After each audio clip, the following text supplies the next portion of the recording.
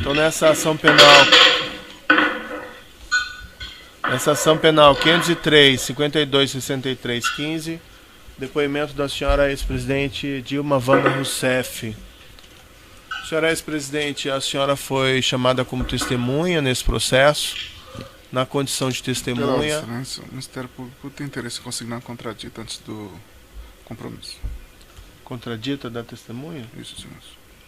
Qual seria a questão? Excelência, o MPF quer considerar contradita porque a testemunha possui potencial interesse na demanda, já que ela indicou o Ademir Bendini para presidente da Petrobras, e as provas que surgiram na instrução dessa ação penal podem eventualmente ter relação com a atuação do depoente. Além disso, a depoente já fez declarações públicas atacando a denominada Operação Lava Jato, inclusive relatando supostos interesses escusos nas investigações. Há então excelente suspeita de parcialidade e isso deve ser valorado oportunamente. Diante disso, o MPF requer também que as testemunhas sejam informadas expressamente que possui direito ao silêncio caso suas respostas venham a ter caráter autoincriminatório. Alguma questão dos defensores? Não. Eu vou registrar. Tem? Sim, excelência. Primeiro, obrigado pela oportunidade. Não estão presentes as hipóteses legais da contradita. A defesa requer, por esse motivo, seu indeferimento e que a testemunha seja devidamente compromissada. Certo. Ficar registrada a contradita apenas no registro dos autos, mas não me consta aqui que a testemunha em questão tem algum interesse pessoal nessa demanda específica, não é parte, nem acusado de qualquer fato perante esse juízo. Então, fica apenas registrada a contradita, mas vai ser tomado o compromisso da testemunha de ser ouvida sobre o compromisso de dizer a verdade. Pois bem, então retomando, senhora ex-presidente, a senhora foi chamada nesse processo como testemunha. Na condição de testemunha, a senhora ex-presidente tem um compromisso com a justiça em dizer a verdade e responder as questões que lhe forem feitas, certo? Certo. Senhora ex-presidente, eu vou lhe advertir apenas por força do que diz a nossa legislação processual, de que se a senhora ex-presidente faltar com a verdade, a senhora fica sujeita a um processo criminal, certo? Certo. Dito isso, eu vou passar a palavra aqui à defesa do senhor Ademir Bendini, que arrolou a senhora ex-presidente como testemunha. Considerando a condição da depoente, eu peço aqui, faço apenas a lembrança, que sejam reportado a ela da forma apropriada, certo? Com a senhora ex-presidente ou excelência, como preferirem. Bom dia.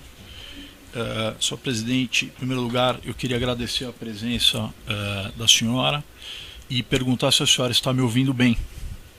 Perfeitamente. Então, mais uma vez, muito obrigado. Eu começo aqui as minhas perguntas pelo processo de indicação do senhor Bendini à presidência da Petrobras. O senhor Bendini foi indicado e aprovado formalmente pela presidência, pelo Conselho da Petrobras, no dia 6 de fevereiro de 2015. Gostaria de saber se Vossa Excelência sabe informar, ainda que aproximadamente, quando é que o senhor Bendini ficou sabendo da sua indicação à presidência da Petrobras? Eu não sei a data precisa, mas eu posso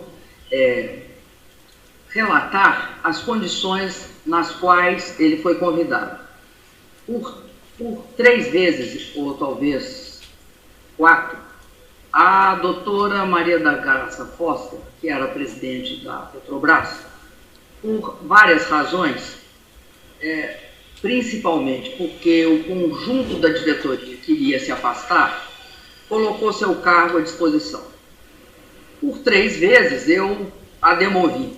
Na última vez, eu não consegui demovê-la se afastar, porque a razão que ela alegava era que os demais se afastariam. E para mim era importante que a Graça Foster continuasse na diretoria, conduzindo a Petrobras como ela estava conduzindo, do meu ponto de vista, no rumo correto. Então, num determinado fim de semana, eu não lembro precisamente a data, ela, em definitivo, me disse que se afastaria. E que tinha, portanto, me pedia que eu tomasse a providência, porque a Petrobras, como sendo uma empresa da importância que é, ela não podia ficar sem direção, porque não só a Graça Forster se afastaria, mas também mais diretores da Petrobras se afastariam também. Então, isso me foi comunicado e eu sei que no prazo mais exíguo possível, eu acredito que dentro de uma mesma semana, eu convidei o Dr. Bendini e também convidei também o Dr. Ivan, como o Dr. Bendini como presidente, o Dr. Ivan como diretor financeiro, e na sequência eles tomaram posse como conselheiros, né, e depois foram ratificados pela Assembleia.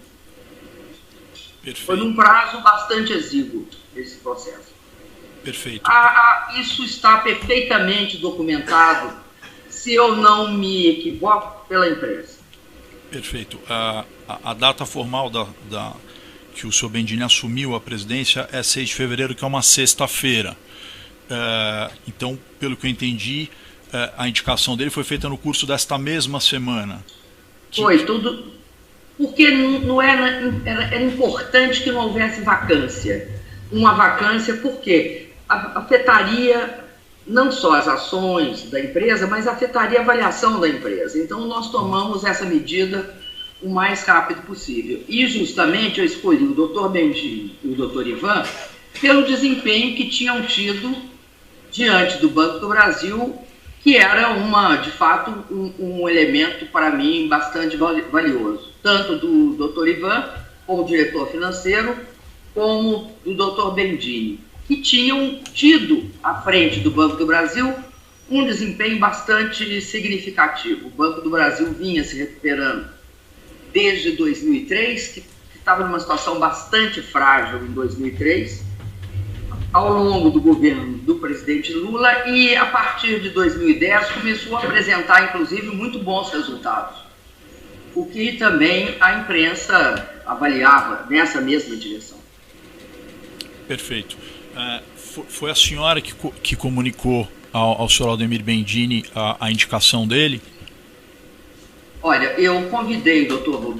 Bendini para comparecer, já não me lembro se no Alvorada ou no Planalto. E nessa ocasião eu disse ao Dr. Bendini que para mim era importante que ele deixasse a presidência do Banco do Brasil e que fosse para a Petrobras. E eu sabia que para ele não era uma proposta imediatamente atraente, porque ele tinha uma situação mais confortável na presidência do Banco do Brasil, porque os principais desafios ele tinha conseguido superar, e o Banco do Brasil dava lucros significativos. Então, houve uma necessidade de uma persuasão. Eu persuadi o Dr. Bendini a aceitar, junto com o Dr. Ivan. Por que era também complicado? Era a saída dos dois. Mas eles tinham sucessores naturais, pelo que me informaram. E aí foi possível fazer uma transição muito rápida. De um lado, porque eles tinham sucessores naturais. De outro, porque nós precisávamos que fosse com essa rapidez. Que não deixasse um intervalo muito grande entre esse anúncio e a posse. Perfeito. Eu agradeço e aproveito para perguntar, nesta oportunidade em que a senhora conversou com o senhor Aldemir Bendini, aí na semana em que ele foi, enfim, efetivamente assumiu a presidência da Petrobras, mais alguém, além da senhora e ele, participaram desta conversa? A senhora, se é que a senhora se recorda? Olha, da conversa diretamente com ele, a primeira proposta minha para ele assumir a direção da Petrobras, eu não recordo de ninguém, mas na sequência eu comuniquei ao presidente do conselho, o Dr. Guido Mantega. Eu tinha de comunicar ao presidente do conselho, até porque a gente teria de acelerar o processo, né? Ele, como presidente do conselho, ele era quem fazia a indicação em nome do acionista. Ótimo, perfeito. Antes desta oportunidade que a senhora fez o convite ao senhor Bendini, a senhora alguma vez conversou, em oportunidade anterior, sobre a potencial indicação dele à presidência da Petrobras? Não, até porque eu vou insistir, para mim era importante. Eu tinha e tenho uma avaliação muito boa da doutora Graça Foster. A doutora Graça Foster era uma pessoa da empresa que combinava uma grande capacidade de gestão e um conhecimento bastante aprofundado, técnico, principalmente de uma área decisiva, que é a engenharia de poços de petróleo. E para mim era importante que ela permanecesse e concluísse o trabalho. Há uma série de fatos, principalmente relativos a todo o processo que a Petrobras passava, tornou para ela difícil esse processo. Eu não queria que ela se afastasse, eu tentava evitar o máximo possível. Isso também foi amplamente, eu nunca dei entrevista sobre isso, nem me manifestei sobre isso, mas isso era público e notório. Daí porque, de fato, eu tomei a atitude de trocar a diretoria da Petrobras a partir do fato que eu constatei que ela não ficaria. E aí, diante de todo o retrospecto, o Dr. Bendini na frente do Banco do Brasil foi uma das pessoas que eu pensei que pudesse substituí-la adequadamente. Perfeito. Eu agradeço a resposta e passo aqui a minha próxima pergunta, que se refere, Excelência, a um trecho da denúncia apresentada pelo Ministério Público Federal, na qual a senhora foi aqui citada, e eu vou pedir um esclarecimento da senhora no ponto. Diz a denúncia, com base numa declaração do senhor Marcelo Odebrecht, que a senhora teria constituído o então ministro Aloysio Mercadante como interlocutor do senhor Marcelo Odebrecht para tratar de questões relativas aí à Petrobras e Operação Lava Jato. Eu vou ler o trecho específico e peço para que a senhora, por gentileza, confirme se isso é verdadeiro ou não. Diz a denúncia no ponto, textualmente, o seguinte, Excelência. Aloysio Mercadante havia sido indicado a Marcelo Odebrecht pela então presidente da República Dilma Rousseff como sendo o interlocutor para tratar de assuntos relacionados à Operação Lava Jato. Repito isso em razão de uma referência feita no depoimento do senhor Marcelo Odebrecht. É verdadeiro isso que diz a denúncia, Excelência? Veja bem, eu acredito que as pessoas tendem a fazer avaliações se colocando no centro do mundo. Não é necessariamente verdade. Eu fui ministra-chefe da Casa Civil. O que cuida o ministro-chefe da Casa Civil? Cuida de toda a coordenação do governo e de todos os problemas, principalmente os problemas graves que um governo enfrenta. Então, a designação do ministro Mercadante como ministro-chefe da Casa Civil dá a ele essas atribuições. É isso que faz o ministro-chefe da Casa Civil. Cuida de todas as questões. Tinha uma questão que era muito grave e eu não sei se ainda é. Eu não parei de acompanhar em detalhes, até porque não tenho acesso às fontes. Uma delas era que as empresas que estavam sofrendo investigação da Lava Jato, elas necessariamente estavam tendo problemas na área de retomar os seus financiamentos, internos e externos. Isso criava para o governo um grande problema. Por quê? Porque essas empresas estavam comprometendo seus empregos e os seus financiamentos. Então, a discussão sobre a leniência era uma discussão presente para o governo. Nós discutimos leniência, não apenas através da CGU, da Controladoria Geral da União, da AGU, Advocacia Geral da União, da Casa Civil. Discutimos leniência no TCU com o Ministério Público também, porque achávamos, e eu particularmente continuo achando, que a gente tem de punir maus feitos. Punir executivos ou funcionários que pratiquem maus feitos. Punir quem quer que pratique maus feitos. Agora, as instituições, elas são produtos sociais, elas não podem ser punidas. Da mesma forma como se pratica internacionalmente. Não há A Siemens, por exemplo. A Siemens é uma empresa que já foi investigada várias vezes, não foi uma só, não, foi várias vezes, por questões de que seus executivos praticaram atos de corrupção. Agora, não se destruiu a Siemens. A mesma coisa era a nossa preocupação. Nós tínhamos, de fato, uma preocupação pública em relação a construir as condições de leniência para que o processo tivesse punição dos responsáveis, mas que se salvasse as empresas de engenharia desse país, que são, não acredito que alguém desconheça, eram elementos essenciais da nossa competitividade, né? E ainda são.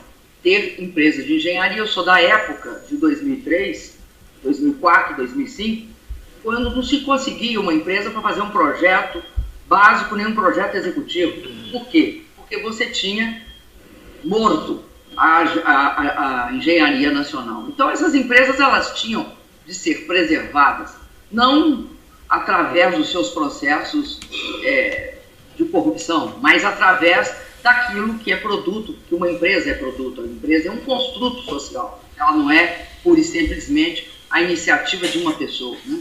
São de vários, um grupo de pessoas.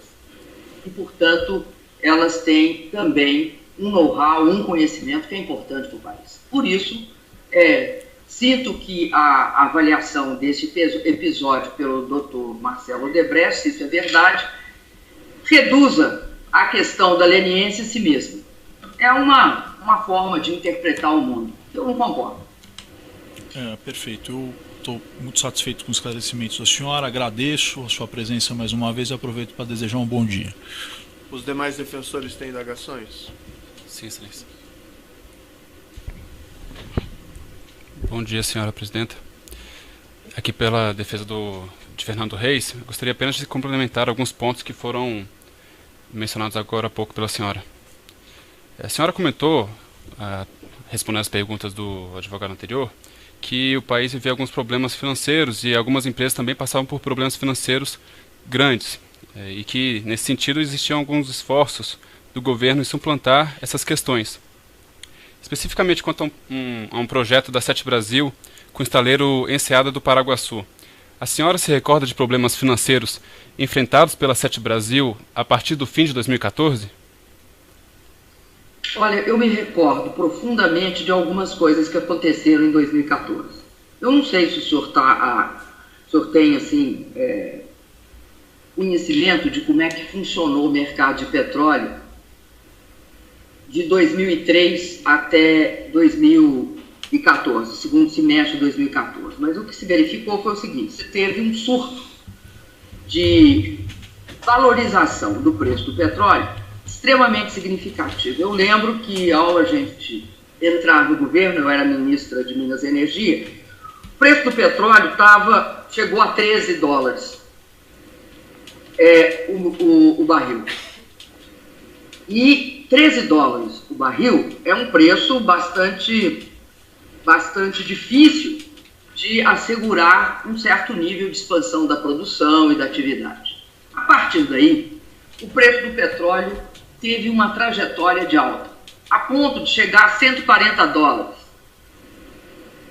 o barril. E isso implicava numa certa avaliação das empresas de petróleo, tanto no que se refere à sua capacidade. Elas tinham necessidade de colocar essa abundância de recursos em várias atividades. Não foi só a Petrobras. Qualquer empresa de petróleo, a Chevron, todas as grandes empresas chamadas majors, né, tiveram um processo de expansão acelerado. O que acontece na metade, começa e se acentua na metade de 2014? Começa uma queda do preço do petróleo. Ninguém sabia para onde iria naquela proporção que estava se desenhando. Então, generalizadamente no mundo, há uma queda das chamadas commodities, começando pelas petrolíferas, passando pelas minerárias e indo às alimentícias. É isso que provoca a chegada da crise econômica que a gente tinha evitado desde 2008, 2009, nós evitamos. a chegada da crise econômica nos países emergentes, no caso nosso, no Brasil. Ora, quando há essa brutal queda do preço do petróleo, apesar do Brasil não ser uma economia, por exemplo, como várias outras que viviam do petróleo dentro do seu orçamento, como é que o petróleo afeta a parte fiscal das empresas, a parte das empresas, porque diminui o lucro, diminui vertiginosamente. E exige que as empresas refaçam todos os seus cálculos. Por quê? Porque tem projetos que vão diminuir, vão deixar de ser efetivos com o petróleo a 80, a 60, chegando até 25, como chegou. Eles vão deixar de ser passíveis de ser executados. Agora, no caso do governo, nós tivemos um baita impacto. Por quê? Porque nós tributamos a Petrobras, tributamos a Vale, tributamos as empresas de alimento. Cai a nossa arrecadação. É isso que significa chegar à crise através da queda dos preços das commodities. Ele chega no Brasil. Chega no Brasil através de processos inflacionários e também de uma queda violenta no lucro das empresas. As empresas perdem recursos bastante significativos. Além disso, você está falando da Sete Brasil. Isso. O impacto na Sete Brasil é o seguinte: quando o preço do petróleo estava alto, o que acontece com os equipamentos? Para você achar uma sonda, para você alugar uma sonda, e uma sonda cobra, muita gente gostaria, ao invés da gente fazer sonda no Brasil, que a gente continuasse afretando.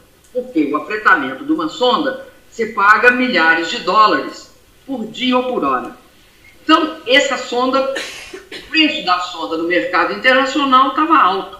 Quando cai o preço do petróleo, você passa a ter sonda saindo, você chuta uma moita, sai uma sonda. Por quê? Porque não tem demanda, deixa de ter demanda, acaba a produção. Então, ou a gente entende que o mercado de petróleo, como qualquer outro, flutua, ou a gente vai ter um desempenho das empresas igual ao longo do tempo, e isso não existe. Eu sei isso da Sete Brasil. Eu não sei detalhe da Sete Brasil, porque eu não era mais, eu era presidente, mas eu te digo qual é o quadro de contorno. Perfeito. O contorno eu sei qual é. Perfeito, senhora presidente, mas apenas para arrematar, essa crise na Petrobras, no preço da commodity, também afetou a Sete Brasil? Sem dúvida, afetou tudo. Perfeito, e esse não problema... Não tem como você criar uma barreira em relação aos equipamentos e aos insumos. Perfeito. Afeta tudo.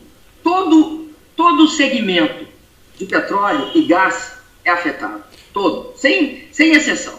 Perfeito, senhora presidente. Esse problema financeiro fez com que a Sete Brasil deixasse de pagar pela construção de 28 sondas contratadas pela Petrobras. É uma visão, é um tratamento um tanto ou quanto, eu acho assim, superficial falar isso. Não, na verdade é uma constatação, que teve um problema financeiro... Não, mas eu não concordo com a constatação. Tá, houve necessidade de renegociar as sondas. Perfeito. Mas a senhora se recorda de algum esforço... Quando os preços mudam, você renegocia. Perfeito. Mas a senhora se recorda de algum esforço do governo para buscar uma alternativa, para solucionar a construção dessas sondas pela Sete Brasil? Eu me recordo de que o governo fez todo um esforço no sentido de evitar que houvesse descontinuidade nesse processo. Mas, obviamente, há que aceitar que haja certas alterações de preço. Muitas vezes, não querem que os preços se alterem a partir do momento que a realidade se alterou. O que o governo fez foi tentar sistematicamente impedir que houvesse descontinuidade. Perfeito. Sabendo que vai chegar um outro período em que novamente o preço do petróleo vai subir e você terá necessidade de sondas do Brasil, a não ser que se queira só o modelo de importação e transferência de empregos para a Coreia do Sul, a China ou o Japão. Perfeito, senhor presidente, mas o governo doutor, brasileiro... só uma questão, alguma questão mais objetiva relacionada ao caso concreto? Porque as questões das dificuldades econômicas são já conhecidas, isso já foi... Então, objetivamente, sobre o caso concreto aqui, alguma questão? Houve algum tipo de investimento japonês, ou tentativa de investimento japonês no estaleiro da enseada do Paraguaçu? Olha, eu não tenho conhecimento assim, detalhado disso. Agora, nós tínhamos uma orientação, sim. A nossa orientação nós não éramos partidários de não haver parcerias entre investidores nacionais e investidores estrangeiros. A gente sempre olhou com muito bons olhos as parcerias entre brasileiros e japoneses. Agora, eu não tenho como especificar aqui o que houve no estaleiro Paraguaçu. O senhor há de convir que não há esse nível de detalhamento por parte da Presidência da República. Perfeito, mas a senhora se recorda de ter participado Não, doutor, eu vou indeferir essa questão, eu não vejo relação nenhuma com o caso concreto aqui. Alguma questão objetiva no caso concreto? Excelência, é porque há Não, eu não sei do que ele fala. Sim, só um minutinho, senhora presidente. É só um fato concreto que está citado na denúncia no que diz respeito ao estaleiro do Paraguaçu.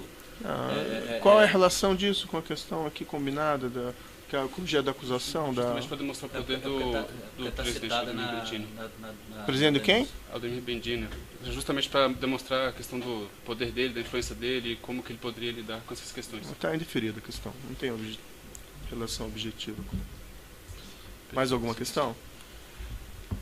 Não, excelência. Sem mais perguntas. Outro defensor tem indagações?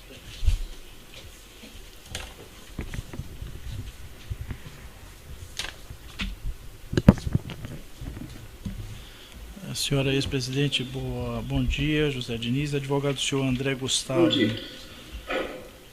Senhora ex-presidente, o senhor Aldemir Bendini era interlocutor da Presidência da República junto ao Banco do Brasil em assuntos ligados ao grupo Odebrecht?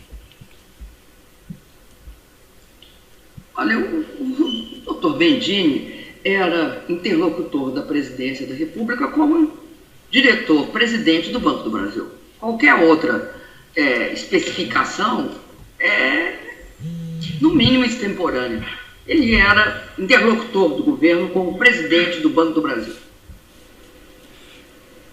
Qual o grau de independência funcional o senhor Aldemir Bendini detinha enquanto presidente do Banco do Brasil?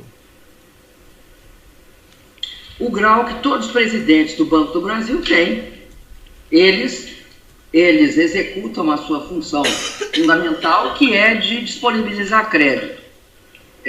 E o doutor Bendini sabia que o governo achava importante que houvesse esse instrumento chamado crédito como uma alavanca do crescimento econômico do país. Considerando que o Grupo Odebrecht foi um dos principais financiadores junto ao Partido dos Trabalhadores, do qual Vossa Excelência era afiliada, alguns assuntos de interesse do Grupo Odebrecht, em algumas situações, eram sondados junto à Presidência da República para que efetivamente as decisões fossem tomadas no Banco do Brasil? Olha, eu não tenho o menor, sequer o mais pálido conhecimento desse tipo de atitude do Grupo Odebrecht. Aliás, eu acredito que o Grupo Odebrecht, como qualquer outro grande grupo brasileiro, merecia toda a atenção do governo, não só por parte da Odebrecht, mas em todas as áreas que eles destinavam. Muitas vezes a gente concordava com os rumos propostos pelo Grupo Odebrecht. E é público e notório que muitas vezes também nós discordávamos. Agora, tínhamos uma relação de grande interesse, não porque eles contribuíssem ou não para a campanha, mas pela importância que o grupo tinha, e acredito que ainda tem, na economia brasileira. Sem mais perguntas. Certo, eu vou interromper aqui o tamanho do áudio, retomando.